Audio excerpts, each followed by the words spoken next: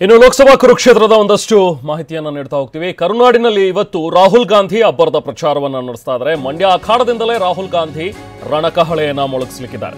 ಕರುನಾಡಿಗೆ ಬರ್ತಾ ಇರುವಂತಹ ರಾಹುಲ್ ಗಾಂಧಿ ಇವತ್ತು ಮಂಡ್ಯದಲ್ಲಿ ಬೃಹತ್ ಸಮಾವೇಶವನ್ನು ಉದ್ದೇಶಿಸಿ ಮಾತನಾಡ್ತಾರೆ. ರಾಹುಲ್ ಗಾಂಧಿ ರಣಕಹಳೆಯನ್ನ ಮೊಳಗಿಸಲಿದ್ದಾರೆ. ಮಧ್ಯಾಹ್ನ 1:20ಕ್ಕೆ ಬೆಂಗಳೂರಿಗೆ ಆಗಮಿಸಲಿರುವಂತಹ ರಾಹುಲ್ ಗಾಂಧಿ HAL ಏರ್ಪೋರ್ಟ್ನಿಂದ ಹೆಲಿಕಾಪ್ಟರ್ನಲ್ಲಿ ಮಂಡ್ಯಕ್ಕೆ ರಾಹುಲ್ ಪ್ರಯಾಣ ಬೆಳೆಸ್ತಾರೆ.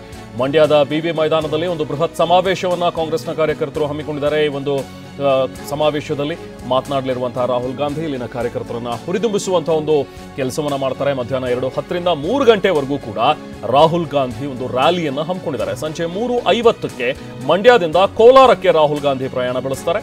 ಕೋಲಾರದಲ್ಲೂ ಕೂಡ ಸಂಜೆ 4 ಗಂಟೆಯಿಂದ 5:10ರವರೆಗೆ ಪ್ರಚಾರ ಸಮಾವೇಶಗಳನ್ನ ನಡೆಸಲಿಕ್ಕಿದ್ದಾರೆ.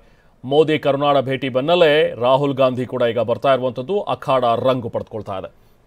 ಮತ್ತಷ್ಟು ಡೀಟೇಲ್ಸ್ ನಾವು ಪ್ರತಿನಿಧಿ ಪ್ರಶಾಂತ್ ನೀಡ್ತಾರೆ. ಪ್ರಶಾಂತ್, ಇವತ್ತು ರಾಹುಲ್ ಗಾಂಧಿ ಮಂಡ್ಯಗೆ ಆಗಮಿಸ್ತಾ ಇದ್ದಾರೆ. ಸೊ ಮಂಡ್ಯದಲ್ಲಿ ಹೇಗೆಲ್ಲ ಸಿದ್ಧತೆಯನ್ನ ಮಾಡ್ಕೊಳ್ಳಲಾಗಿದೆ, ಏನೆಲ್ಲ ಕಾರ್ಯಕ್ರಮ ಇದೆ? ಒಂದು ಸಮಾವೇಶ ಜೊತೆಗೆ ರ್ಯಾಲಿ, ಸೊ ರೋಡ್ ಶೋ ಏನಾದರೂ ನಡೆಸಲಿಕ್ಕಿರುವಂಥದ್ದು ಅಥವಾ ಹೇಗೆ ಅದಕ್ಕೆ ಸಿದ್ಧತೆಯನ್ನ ಮಾಡ್ಕೊಂಡಿದ್ದಾರೆ? ಏನೇನು ಕಾರ್ಯಕ್ರಮಗಳಿದೆ ಪ್ರಶಾಂತ್? ರಮನ್, ನಿಜಕ್ಕೂ ಕೂಡ ಮಂಡ್ಯದಲ್ಲಿ ಚುನಾವಣಾ ಕಾವು ರಂಗೇರ್ತಾ ಇದೆ. ಮೋದಿಯವರು ಬಂದು ಹೋದ ನಂತರದಲ್ಲಿ ಇದೀಗ ಸಕ್ಕರೆ ನಗರಿ ಮಂಡ್ಯಗೆ ರಾಹುಲ್ ಗಾಂಧಿ ಅವರು ಕೂಡ ಆಗಮಿಸ್ತಾ ಇದ್ದಾರೆ. ಮಂಡ್ಯದ ವಿವಿ ಆವರಣದಲ್ಲಿ ಬೃಹತ್ ಕಾಂಗ್ರೆಸ್ ಸಮಾವೇಶವನ್ನು ಕೂಡ ಹಮ್ಮಿಕೊಳ್ಳಲಾಗಿರುವುದು ನನ್ನ ಹಿಂಭಾಗದಲ್ಲಿ ನೀವು ನೋಡ್ತಾ ಇದ್ದೀರಾ. ಅಂದ್ರೆ ಈಗಾಗಲೇ ಚುನಾವಣಾ ಕಾವು ರಂಗೇರಿದೆ. ಮಂಡ್ಯದಲ್ಲಿ ಮೈತ್ರಿ ಅಭ್ಯರ್ಥಿಯಾಗಿ ಕುಮಾರಸ್ವಾಮಿ ಅವರು ಸ್ಪರ್ಧಿಸುತ್ತಿರುವುದು, ಹೀಗಾಗಿ ಚುನಾವಣಾ ಕಣ ರಂಗೇರಿದೆ. ಕುಮಾರಸ್ವಾಮಿ ಅವರನ್ನ ಮಣಿಸಲೇಬೇಕು ಅಂತೇಳಿ ಕಾಂಗ್ರೆಸ್ ಈಗಾಗಲೇ ಸಾಕಷ್ಟು ರಣತಂತ್ರವನ್ನು ರೂಪಿಸ್ತಾ ಇದೆ. ಇದೇ ಮೊದಲ ಬಾರಿಗೆ ಅಂದ್ರೆ ಚುನಾವಣೆ ನಂತರದಲ್ಲಿ ಕರ್ನಾಟಕಕ್ಕೆ ಮಂಡ್ಯದಿಂದಲೇ ರಣಕಹಳೆ ಮೊಳಗಿಸೋಕೆ ರಾಹುಲ್ ಗಾಂಧಿ ಅವರು ಕೂಡ ಆಗಮಿಸ್ತಾ ಇರುವಂತದ್ದು. ಮಧ್ಯಾಹ್ನ 2 ಗಂಟೆಗೆ ಈ ಒಂದು ಸಮಾವೇಶ ನಡೆಯುತ್ತೆ.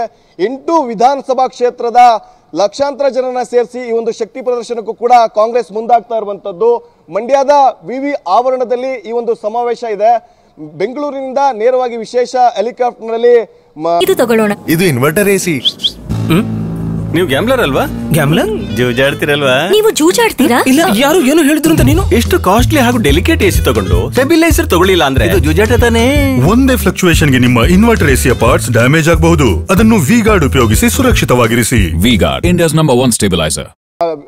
ಮಂಡ್ಯಕ್ಕೆ ಆಗಮಿಸ್ತಾರೆ. ಆನಂತರ ಅಲ್ಲಿಂದ ಕಾರ್ಯಕ್ರಮಕ್ಕೆ ಕೂಡ ಬರ್ತಾರೆ. ಪ್ರಮುಖವಾಗಿ ರಾಹುಲ್ ಗಾಂಧಿಗೆ CM ಸಿದ್ದರಾಮಯ್ಯ, DK ಶಿವಕುಮಾರ್ ಸೇರಿದಂತೆ ಸಚಿವರು ಮತ್ತೆ ಶಾಸಕರುಗಳೆಲ್ಲರೂ ಕೂಡ ಸಾಥನ್ನ ಕೊಡ್ತಾರೆ. ಈಗಾಗಲೇ ಸಾಕಷ್ಟು ಸುಮಾರು ಒಂದು 25ರಿಂದ 30 ಸಾವಿರ ಆಸನಗಳ ವ್ಯವಸ್ಥೆಯನ್ನು ಕೂಡ ಈ ಒಂದು ಕಾರ್ಯಕ್ರಮದ ವೇದಿಕೆ ಮುಂಭಾಗ ಕಲ್ಪಿಸಲಾಗಿರುವಂತದ್ದು. ಪ್ರಮುಖವಾಗಿ ಕುಮಾರಸ್ವಾಮಿ ಅವರು ಈ ಒಂದು ಮಂಡ್ಯದಿಂದ ಸ್ಪರ್ಧೆಯನ್ನು ಮಾಡಿದ್ದಾರೆ.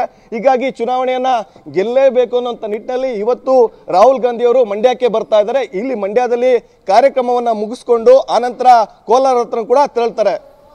Okay, thank you Prashanth. ಮಂಡ್ಯದಲ್ಲಿ ರಣಕಹಳೆಯನ್ನು ಮೊಳಗಿಸೋದಕ್ಕೆ ಬರ್ತಾ ಇರುವಂತಹ ರಾಹುಲ್ ಗಾಂಧಿ ಒಂದು ಕಡೆ ಈಗಾಗಲೇ ನರೇಂದ್ರ ಮೋದಿ ಅವರು ಕರುನಾಡಿಗೆ ಹೋದ ಬೆನ್ನಲ್ಲೇ ಬರ್ತಾ ಇರುವಂತಹ ರಾಹುಲ್ ಗಾಂಧಿ. ಸೊ ರಾಹುಲ್ ಗಾಂಧಿ ಬಗ್ಗೆ HD ಕುಮಾರಸ್ವಾಮಿ ಅವರು ಕೂಡ ಕಾಲಿಳಿದು ಮಾತಾಡಿದ್ದಾರೆ. ಇವತ್ತಿನ ಸಮಾವೇಶದ ಬಗ್ಗೆ, ರಾಹುಲ್ ಗಾಂಧಿ ಅವರ ಎಂಟ್ರಿ ಬಗ್ಗೆ ಬನ್ನಿ ನೋಡೋಣ.